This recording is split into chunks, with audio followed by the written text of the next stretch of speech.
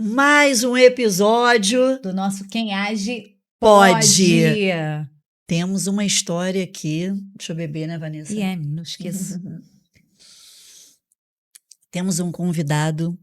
Demorou para ele estar aqui. Vanessa tentou, ele tentou, tem uma agenda, ele viajou e agora nos deu a graça, a honra de poder estar recebendo e ouvir, que é uma história seguida de testemunho, né, Verdade. amiga? A Vanessa conhece pessoalmente, conhece bem mais, né?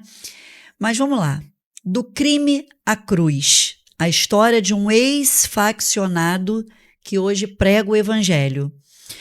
Hoje nós vamos conversar com alguém que teve a vida transformada radicalmente, do submundo do crime à luz de Cristo.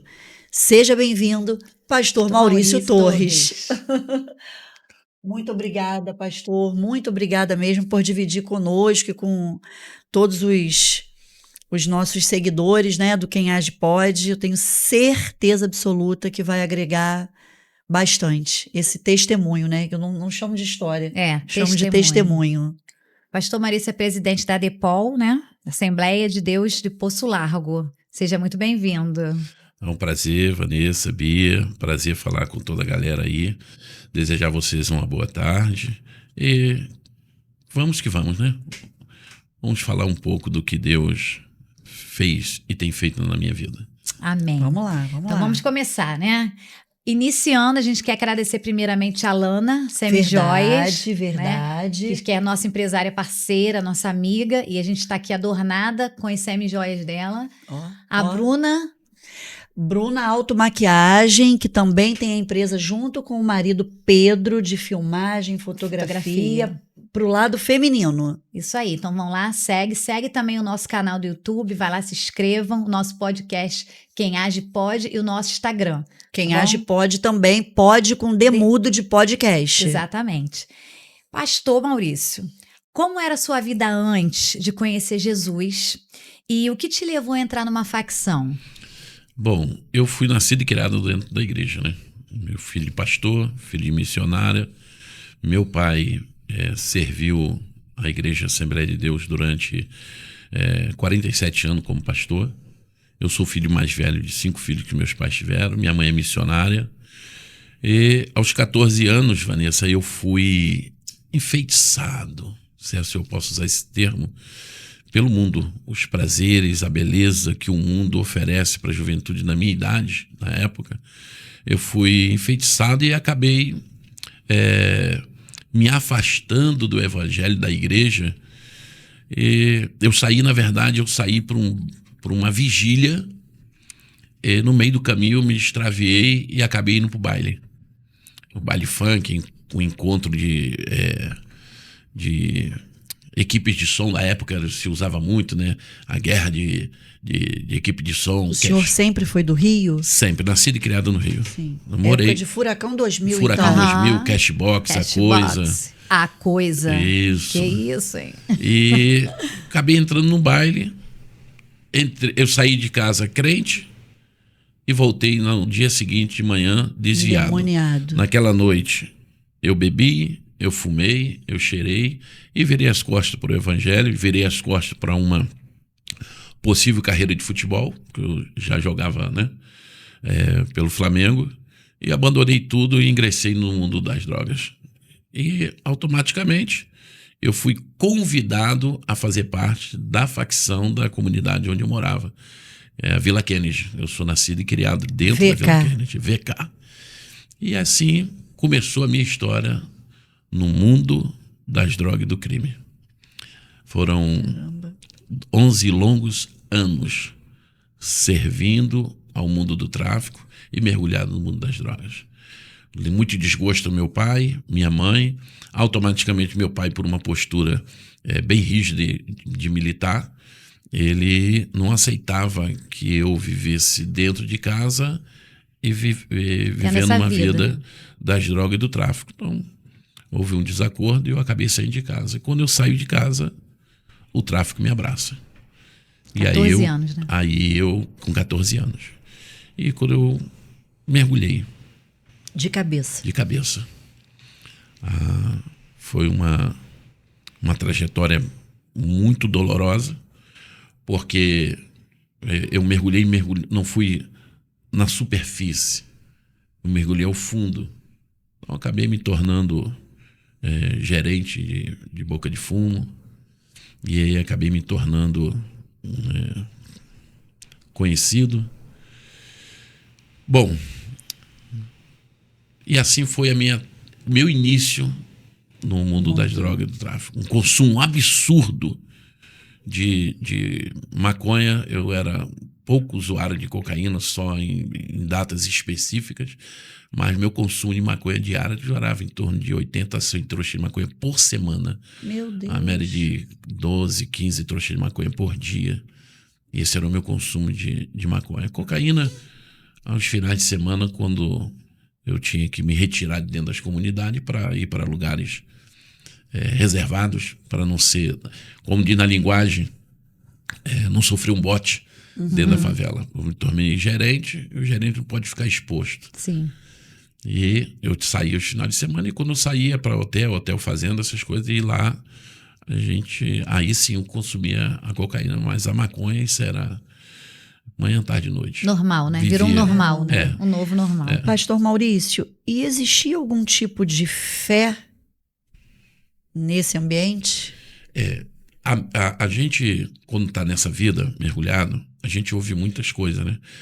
Uma coisa que sempre me chama muita atenção é que boa parte, vamos botar aí 75%, 80% de jovens envolvidos nessa vida são filhos de crente. Muitos filhos de pastores. Muito alto, né? Alguns foram frequentadores de igreja, outros são afastados do evangelho, e o número não é pouco, não é pequeno, são muitos. Então, existem pessoas que estão dentro dessa vida que querem sair. Tem o desejo de sair, mas não tem a força. Lhe falta a força, talvez lhe falta a base, né? Porque vamos analisar que a igreja ela foi muito mal preparada para lidar com esse tipo de público. Eu costumo dizer que a igreja faz igual fez em Atos dos Apóstolos, capítulo 12, quando a igreja fazia contínua oração a Deus por Pedro, que estava preso. Mas quando Jesus envia o anjo e o anjo liberta Pedro da prisão, e ele vai à casa de Maria, que estavam orando pela libertação dele, quando ele bate na porta, a menina ouve e avisa: Pedro está na porta e bate. E elas duvidaram, dizendo: não é ele, é o seu anjo. Então eles oravam para que Deus libertasse Pedro, mas quando foi liberto Pedro da prisão, eles não acreditavam. Então a igreja ora para a libertação do traficante, do assaltante, do assassino, nesse contexto dessa vida.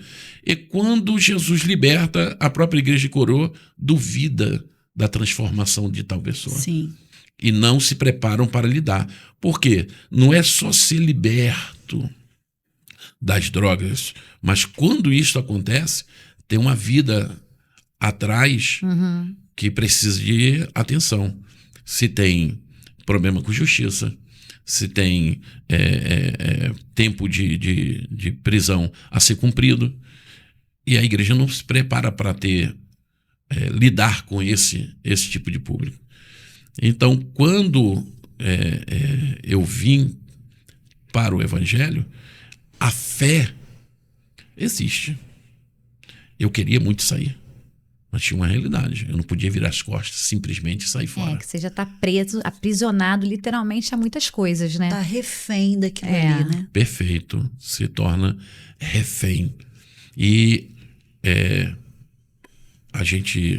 os pais, mães, principalmente mães, oram muito. Dentro da sua fé. Uns oram, outros rezam. O importante é que estão em busca de Deus para que haja uma transformação na vida dos filhos. E geralmente as mães, não dizendo que os pais não têm, o pai, a figura paterna, não tenha esse desejo, mas as mães são as que mais sofrem, são as que mais pedem pela transformação do filho. Verdade. Então, fé existe do jeito deles, mas existe. Cada um dentro da sua religião, religiosidade, Perfeito, a fé. perfeito. E dentro desse contexto, em algum momento, assim, marcou um ponto de dor ou arrependimento quando você já estava ali, naquele lugar? Olha, dores, a maior dor que eu posso descrever na vida que eu levava era ver minha mãe sofrendo. Minha mãe, ela é uma... O meu pai, Bia, ele foi o meu... Digo foi porque Deus recolheu, meu pai tem 10 anos. Sua mãe é viva, Minha mãe pastor? é viva, missionária Maria de Socorro, a mulher notável. Meu pai foi meu exemplo de ministério, foi o meu mentor ministerialmente. Hoje, abaixo dos pastores que eu tive, da formação que eu tive dentro da área da teologia, o meu pai foi o meu maior mentor ministerialmente. Mas a minha mãe, a missionária Maria do Socorro, ela é o meu maior exemplo de fé. Que legal. Ela é minha mãe. Minha mãe na minha vida, ela tem uma representatividade muito grande. E o meu maior arrependimento era ver minha mamãe sofrer. Sofrendo. Mas não foi pouco. Minha mãe sofreu muito. Minha mãe foi, no início, minha mãe foi algumas vezes me tirar da execução. Porque eu, começando sem experiência na vida, cometia erros. Uhum. E nesse mundo, o erro se paga com a vida, né? E minha mãe, não foram uma nem duas vezes que minha mãe enfrentou um exército de armas de fogo apontada para mim, para me tirar. Mãe enfrenta, né? Mãe. Mãe que é mãe enfrenta. Eu não vou citar nome por questão ética, mas tem um grande pregador, um dos grandes pregadores brasileiros, que ele usa o termo na força de uma leoa parida. Então a mãe, ela enfrenta qualquer desafio na Sim. força de uma leoa parida pela sua prole. E Pela sua cria, né? minha mãe, missionária Maria do Socorro, eu sei que ela uma hora vai assistir. Ver, sim. Que deixo registrado aqui minha admiração total. E gratidão, né, pastor? Muita, pela minha mãe, missionária Maria do Socorro. Registrado. É, isso aí. Missionária Maria do Socorro. Beijo. Completou agora esse mês 79 anos Eita. e nunca negou a fé. E teve a oportunidade de ver o filho, né, em outro contexto. Isso. Por isso que eu Isso que é o perguntei se ela era melhor. viva. Porque ela passou por tudo que passou, mas também pela É. glória de ver. Até o ano passado A era sua minha conversão. ovelha, eu era pastor da minha mãe. Ah, é? Que legal. Até o ano passado. Digo ano passado que, como ela mora dentro da Vila Kennedy ainda, fica distante, ela na idade de 79 anos, ficar se locomovendo para cá. Sim. Aí ela foi para uma outra igreja mais próxima da Sim. casa dela. E, pastor, como é que foi o seu processo de conversão? Deus usou alguém? Isso foi na prisão? Isso foi na rua? Como é que foi esse processo? Então, minha Vanessa,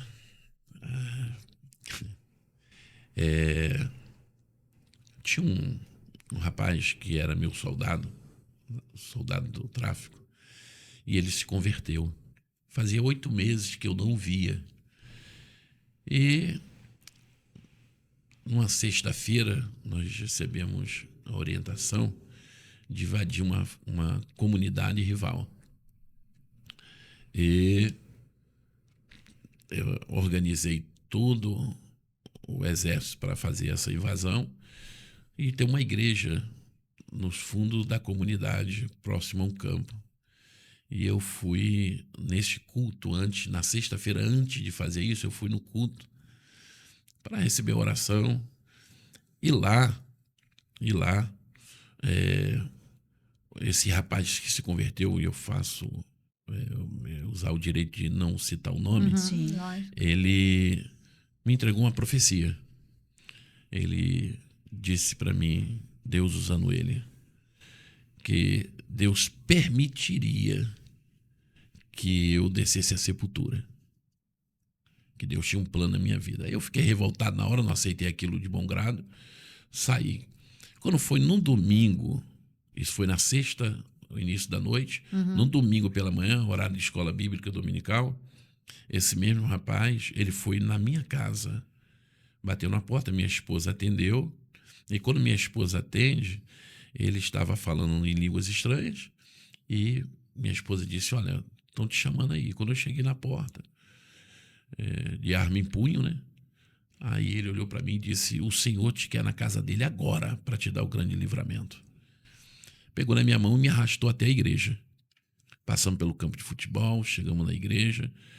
Chegando na igreja, eu sentei no banco, próximo à porta, na beira do corredor, porque eu pensei comigo, mas qualquer vacilo eu saio. Estou perto da porta. Quando uma criança chamada Raquel, de aproximadamente 7 anos, estava tendo a escolinha dominical, ela pega o corredor da igreja e vem correndo na minha direção, com a mãozinha para frente. Ela bota a mão na minha cabeça e eu levo um impacto. Quando eu levo o impacto, ela abre a boca e disse, homem, vou eu permitir que tu desça a sepultura, mas eu vou te arrancar de lá e vou lhe provar que eu sou Deus e domino sobre a vida do homem na terra. E para que tu saiba que eu falo contigo, você descerá a sepultura. Virou as costas e foi embora. 7 anos. 7 anos. E eu entrei em desespero. 15 dias depois dessa profecia dessa criança, um dia 11 de novembro, às 2 horas da tarde, eu fui alvejado por 36 tiros de pistola calibre 9mm a queima-roupa. Encostou um rapaz próximo e disparou 2 pentes de 9mm no meu corpo. Uma distância de 1,5 m, 2 metros. Eu ainda consegui correr alguns metros e caí próximo à antiga fábrica de plástico que tinha dentro da Vila Kennedy. E ali eu fiquei caído com um dos tiros, pegou meu abdômen do lado e saiu no pé do umbigo. Então abriu um buraco, tipo de munição rolo-ponte. Claro que o senhor ainda tem todas essas marcas. Tenho. Ainda tenho 4 projetis no corpo. E quando eu caí, eu segurando minhas fissuras, a primeira pessoa a me achar, minha mamãe. Porque ele passou na porta da minha casa, chamou meu irmão caçula e disse, olha, fala com sua mãe para buscar o corpo do seu irmão que eu quebrei ele. E aí o senhor estava com quantos anos? Eu estava com 23 anos. Sim. 20, quase os 10 anos. Entre 24 a 25 anos. Mais ou menos aí, 24 a 25 anos. E quase aí, 10 anos ou 10 anos pós o senhor ter entrado no isso crime. Isso aí. Uhum. E eu... a segunda pessoa a me achar foi minha esposa, que na época tinha 16 anos, com meu filho recém-nascido, meu primogênito no colo. Eu pedi minha mãe que tirasse ela, me botaram no carro, me levaram para o Hospital Olivério Creme em Realengo, Albert Schweitzer de Realengo, e eu dei entrada lá, todo estourado. E os médicos simplesmente chegaram à conclusão que não podiam fazer mais nada. E foi quando o guarda do hospital, de 22 anos, membro da Assembleia de Deus, Fabiano, esse eu posso dizer o nome. Ele entra dentro do ML onde eu estava, coloca a mão sobre a minha cabeça e ora por mim, me chamando pelo meu nome sem nunca ter me visto. E a oração foi feita e ele disse, Maurício, venha para fora, pois Jesus te dá vida e vida com abundância. E eu estava todo aberto. Já estava morto. E Deus já achou por bem me dar mais uma oportunidade de vida. Entrei para a sala de cirurgia. A cirurgia levou aí entre 6 a 8 horas. Eu lembro que eu ainda acordei em meio a alguns pontos, porque a anestesia já estava passando efeito. Eu lembro que tinha uma moça segurando um caninho, sugando minha boca. E estavam costurando os buracos das pernas, porque eu levei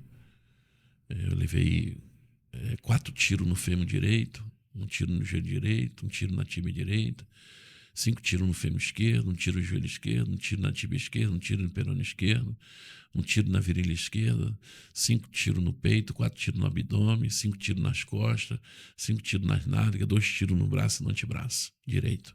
Tem marca no braço, Tem. pastor? Gente do céu. Caramba, pastor. Algumas marcas ainda dá para mostrar. Eu ainda tenho um projetil no joelho direito, um projetil no joelho esquerdo, um projetil no pulmão e outro no fígado. E Jesus é maravilhoso. Meu Deus. Os médicos me deram, a Vanessa que conhece a área da medicina, os médicos me deram 15, 20 dias para eu sair do CTI se eu resistisse o pós-cirúrgico. Foram 398 pontos aqui dentro. 75% dos meus órgãos foram rasgados pelos projetis que me atingiram, porque, como disse, rolo-ponte, uma munição que onde entra faz um pequeno buraco, e se entra e vaza do outro lado faz um buraco do tamanho de um limão. Se entra no vaso, ele explode dentro. Então, os tiros que atingiram o meu peito e meu abdômen não vazaram, só um no pé do umbigo vazou. O restante explodiu dentro. Então, 398 pontos por dentro, mais 196 pontos por fora. Meu Jesus. E Só aí, Deus, né? Só Deus. Com 4 dias no CTI, eu acordei sozinho de um coma induzido e comecei a tirar a sonda, porque eu fiquei todo... Agitado, né? E eu tirando a sonda do nariz, sonda da boca, em outras partes do corpo. E aí foram um corre-corre, porque eu acordei... Sabe como é que é quando volta? E eu queria levantar. Mas eu quero falar um pouco, se puder, sobre a minha mãe nessa questão do meu período dos primeiros 4 dias. Orava dia e noite, noite e dia de joelho, né?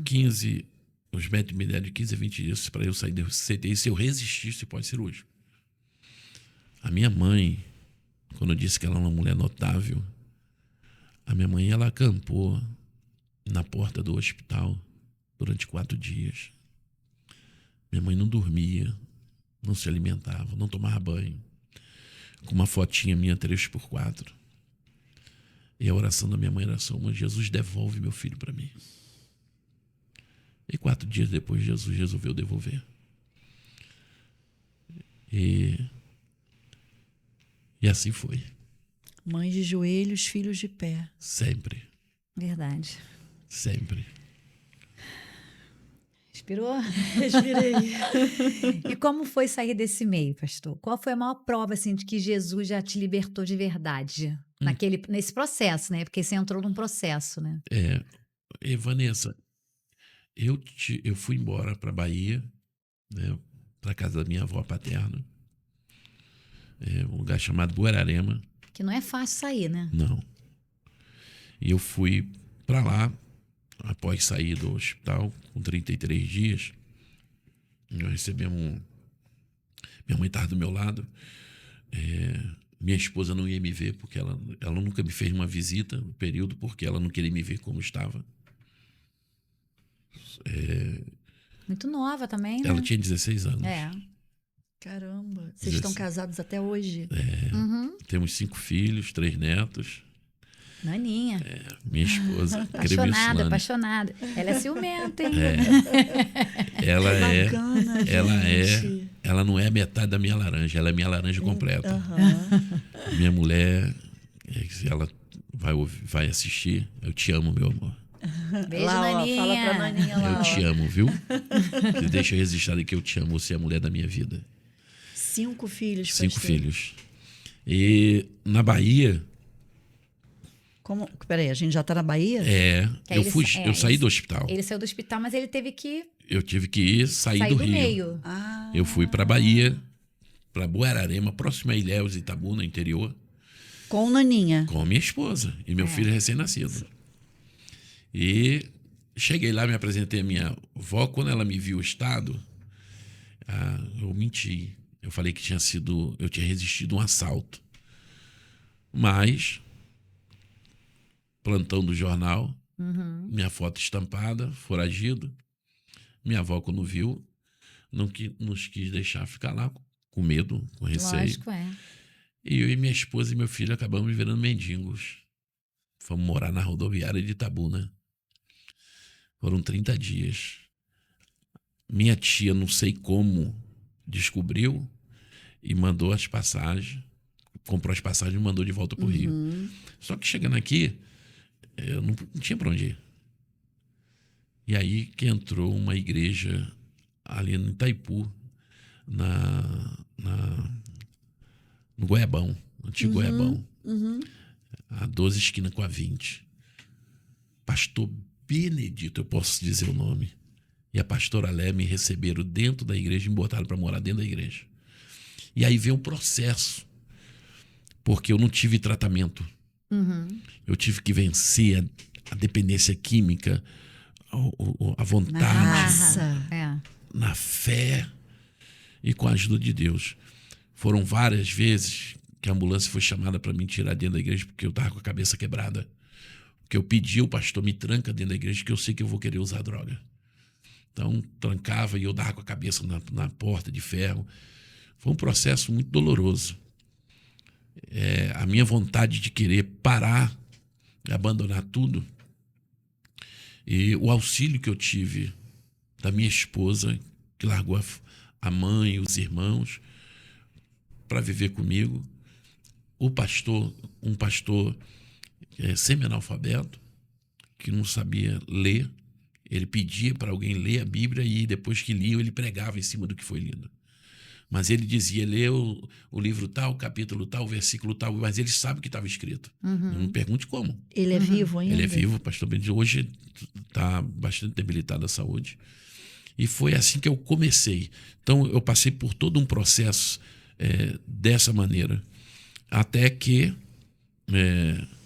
6 meses depois, dentro dessa igreja, eu fui para os cuidados do pastor Carlos Alberto, que foi quem me casou, quem me batizou. Também de Niterói? De Niterói. Na verdade, ele é ali da comunidade da Linha, no Rio do Ouro. Sim. Igreja Pentecostal Vencendo pela Fé. Onde eu dei, depois desse período, que eu posso dizer, internado dentro da igreja do pastor Benedito, foi onde eu dei os meus primeiros passos dentro do Evangelho.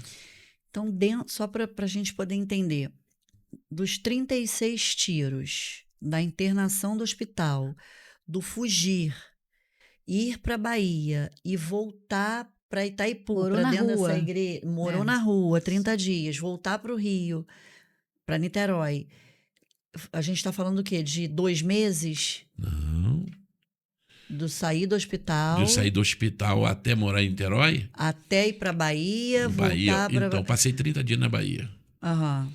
30 dias na Bahia. Voltei e passei mais 60 dias morando na rua aqui em Santa Rosa. Aqui no antigo ponto final do 53. Ali no Viradouro. O senhor, a sua esposa e o seu filho mais velho. Não, minha esposa ela foi morar com a minha mãe e o meu filho mais velho. Tá. E eu fiquei morando ali na rua, atrás daquela padaria que tem ali, antigo ponto final do 53, tinha uma padaria. Meus primos moravam ali. E ali eu fiz uma guaritazinha para mim, debaixo de uma marquisezinha de uma laje abandonada.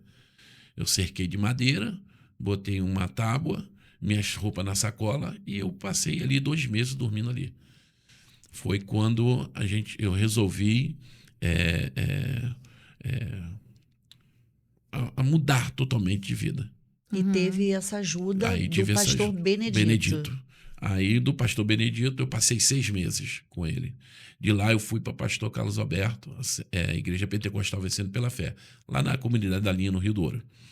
Lá é onde começou toda a minha trajetória dentro do Evangelho. A minha maior prova que eu tenho de mudança foi que, como eu estava paralisado do braço direito e da perna direita por causa dos tiros, eu fiquei com esse braço direito durante 1 ano e 3 meses pendurado no antiboia sem poder mexer. Porque os tiros que atingiu aqui nessa região, ele cortou os nervos da metade desse dedo para cá. Eu não tenho sensibilidade. Eu só sinto da metade desse dedo a esse aqui. Então aqui eu sinto, mas assim eu não tenho. Então esse braço, essa mão ficou paralisada assim e apodrecia aqui, porque ela não se movia. Isso aqui virou uma crosta. Necrosou, né? Necrosou. E a perna direita, por causa dos tiros que atingiram os nervos superiores da minha perna direita, do fêmur, me deixou com a perna seca e paralisada. E aí eu, morando de aluguel, mas não trabalhava. A minha mãe trazia uma cesta básica para mim de 15 dias do Rio de Janeiro. Lá da Vila Keller, ela atravessava tudo para levar essa cesta básica para mim. E Aí vem a prova. Isso tudo para não voltar Para não pro voltar lugar de pro onde... crime. Isso aí. Exatamente. Descobriram que eu estava vivendo lá, de frente à casa do meu pastor Carlos Alberto, e foram me chamar para fazer um assalto. Levaram as armas e disseram: a gente quer que você lidere o assalto. Que eles diziam que eu tinha disposição. Vai render 15 mil para cada um. Estava tudo organizado e eu falei assim: não quero mais essa vida. Rapaz, tu tá passando fome, eu não quero mais. Quando eles viraram as costas, desistiram porque viram que eu não queria. Quando eles chegaram, eu pedi minha esposa para pegar meu filho e levar para casa do pastor. Vai para casa do pastor, é hora de almoço. Por educação, no ruim de tudo, ele vai te oferecer o almoço. E você come. Eu me sustento aqui, não tinha o que comer. Não tinha nada. Nem farinha tinha. E de frente, casa do pastor um pouco em cima, no terraço do quarto dele, ele me olhava. E eu conversando, e o pessoal querendo me recrutar. Assediando, né? É. E eu resisti. Quando eu fui levar o pessoal na porta para eles saírem do portão, o meu pastor olhou para mim e disse assim: e aí, Maurício, você vai com eles ou vai ficar? Seco, duro, tratamento. Eu olhei dentro dos olhos do meu pastor, a vontade era agarrar no pescoço dele.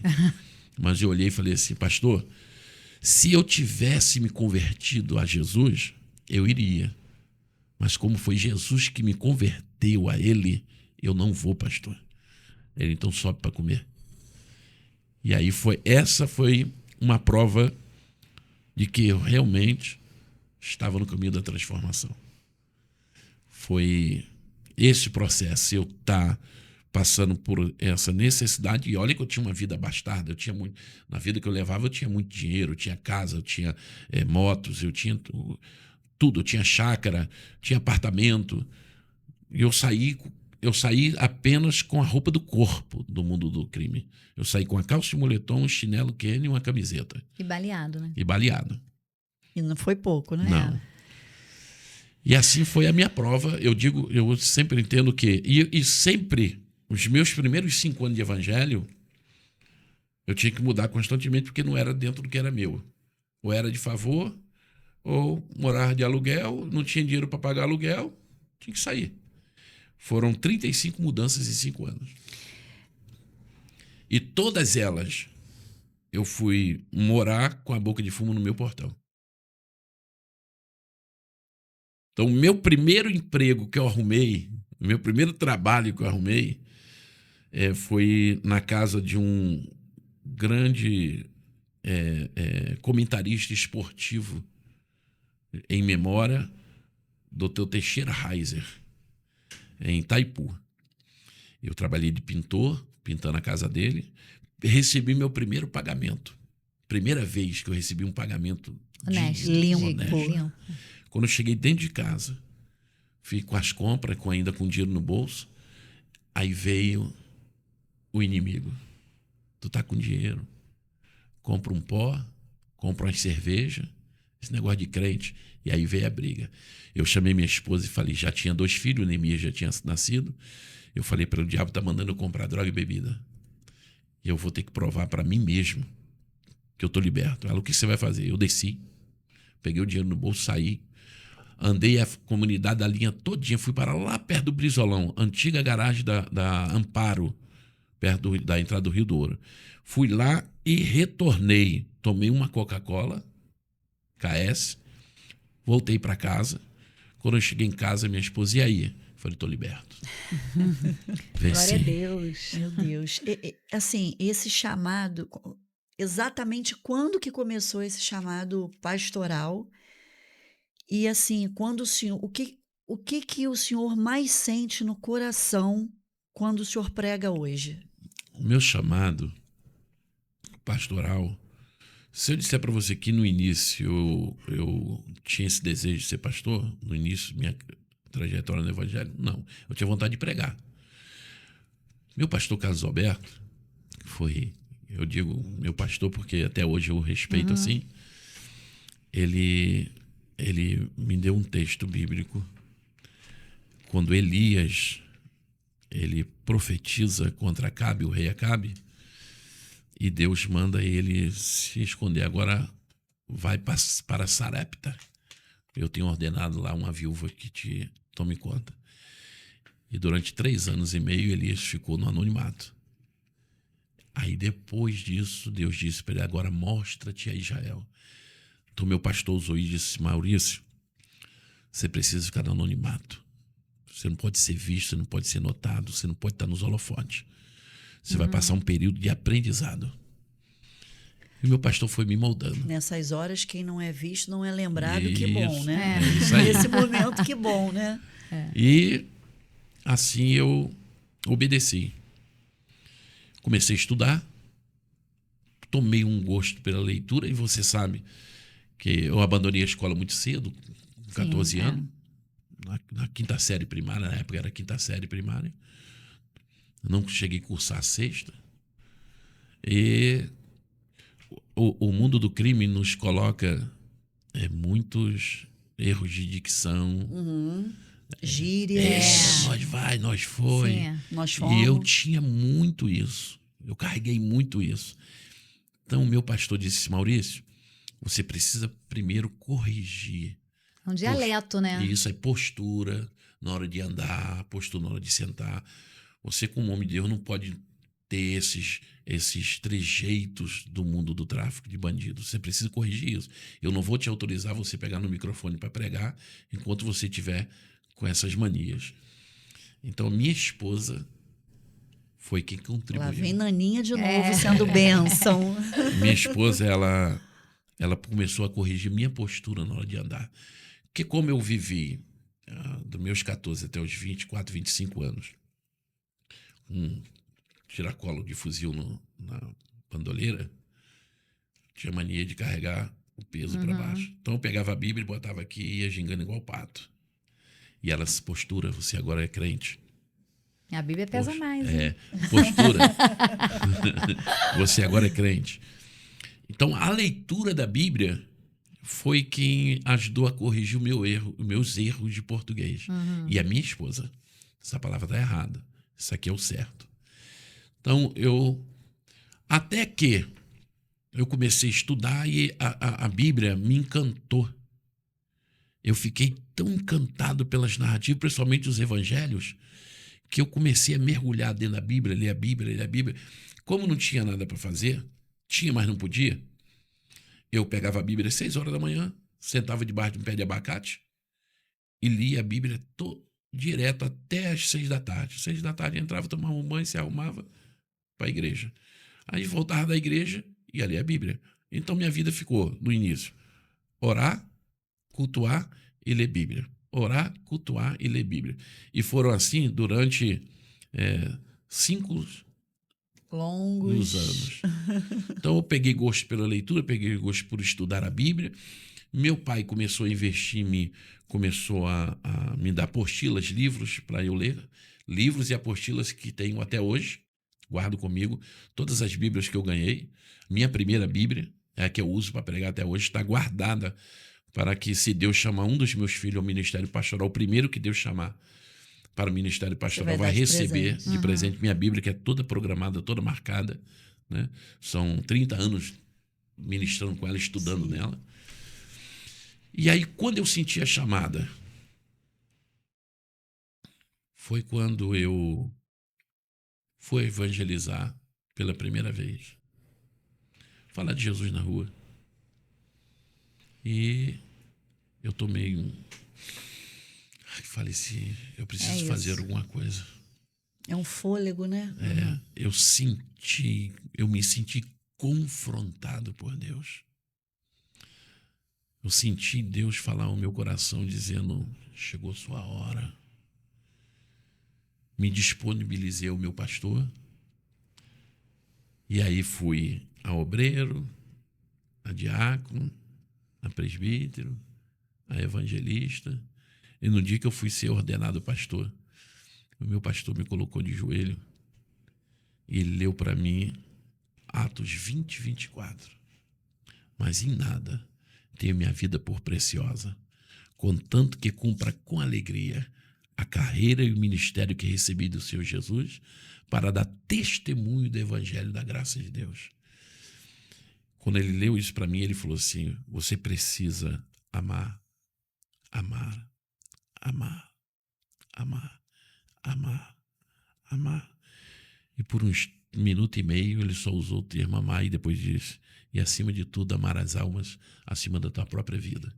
Se você não estiver disposto a amá-las ao ponto de renunciar a sua vida por eles, você não pode ser pastor. É verdade. Está disposto? Eu tô. E aí vem a segunda fala, que foi do meu pai, o saudoso pastor José Azevedo. Ele disse para mim: meu filho. Falei: oi, pai. Se tu homem, então serás tu uma bênção. Falei: que é isso, pai? O homem tem que ter coragem de assumir suas virtudes e virtudes. Se hoje é um pastor. Falei: que tem, pai? Você precisa honrar a tua palavra. E aí ele me disse uma máxima que eu carrego comigo até hoje. A Vanessa já ouviu eu falar isso. E a palavra que meu pai me disse foi: se você não serve para servir, para que você serve? Você não serve para servir, não serve. Tem uma frase, né, que diz que é mais ou menos isso que eu já ouvi. Se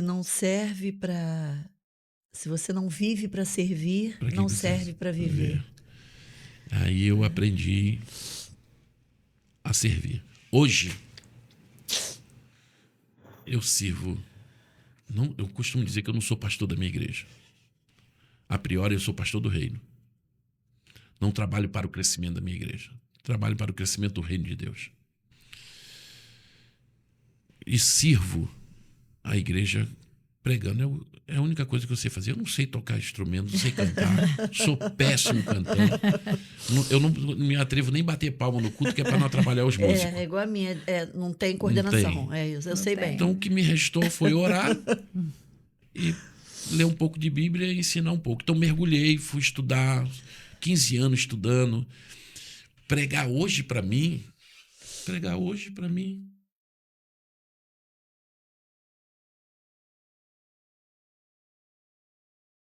é amar, amar, É amar. amar e amar. Minha esposa veio a Naninha de novo. Veio Naninha de novo. Minha esposa, ela ouvir isso de uma pessoa que está com você há 30 anos, conhece você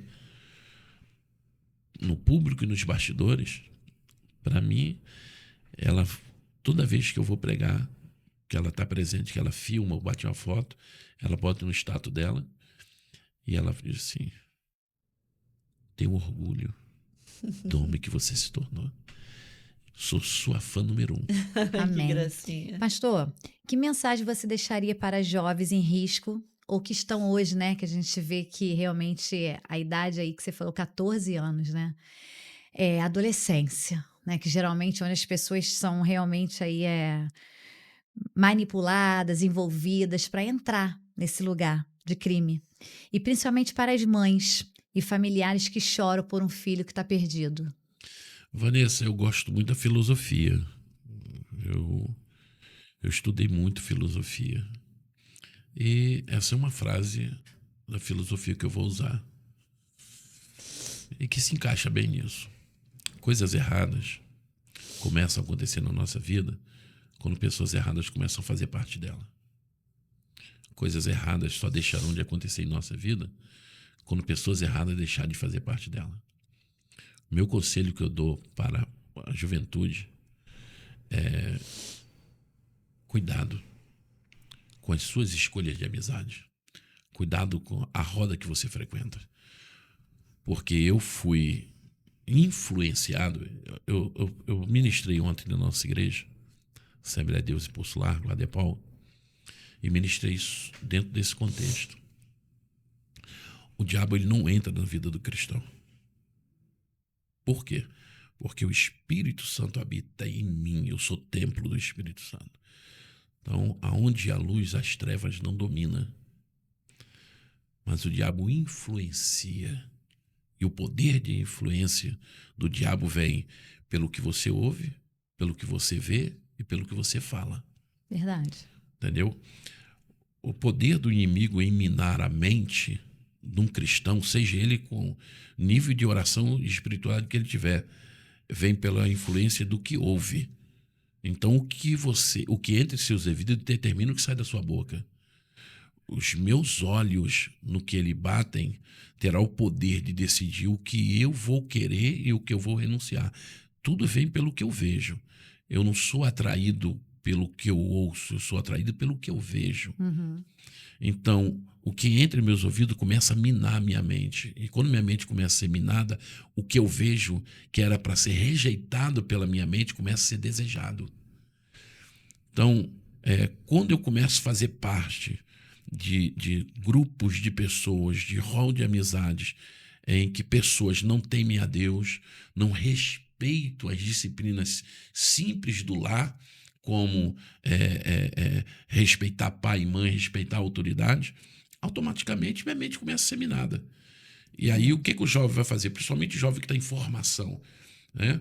Segundo a ciência, a menina ela começa a formar a sua mentalidade a partir dos 12 anos, o menino a partir dos 14. Então, esse é o momento em que a influência da sociedade, do contexto que está em volta, vai começar a decidir os passos que o adolescente, o pré-adolescente vai dar.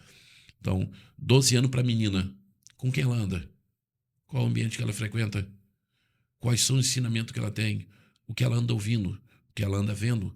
O que ela anda dizendo?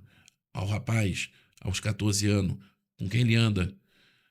Parece que não, mas essa influência foi o que me levou à vida que eu levei. Verdade. E como eu trabalho na área de recuperação de pessoas, você sabe disso, já teve uma visita comigo na casa de recuperação, como eu trabalho nessa área, a gente tem experiência de lidar com pessoas que 95% do caso de jovens e adolescentes envolvidos com drogas são por influência. Verdade. Influência, às vezes, entre família. Toma aqui um gole, experimenta. Vai para o alcoolismo. Só um pouquinho. O parente, o amigo, o familiar que usa a canábias, a maconha. Não dá para o adolescente, mas ele sente o cheiro. A memória olfativa, você sabe disso, ele trabalha com área de perfume, a memória olfativa ela é terrível. Ela é terrível. É ponto que se um perfume que você usou em uma certa ocasião, o especial que marcou a tua vida, daqui a 10, 15 anos, se você sentir de novo aquele cheiro, você vai lembrar. Reconhece. Porque é chamada memória olfativa. Sim. Então, tem todo esse contexto. Então, o que eu digo para esses adolescentes em formação mentais se afaste de pessoas que não irão somar na sua vida, irão só subtrair. Bastante assunto, né? Muito. Vamos ter que gravar o 2 de novo. Vamos ter que gravar o 2. Hoje todo mundo vai ter que gravar o 2. É aqui, verdade. Né?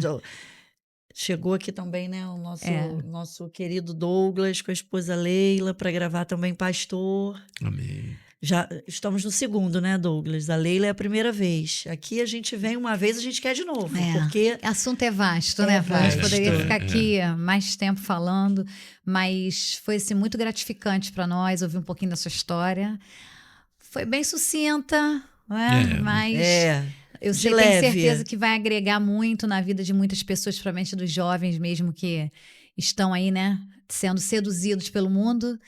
E quero te agradecer muito por ter aceitado o nosso convite, dizer que volte sempre. Sim. Sabe o carinho que eu tenho por você, pela sua família. As portas estão abertas.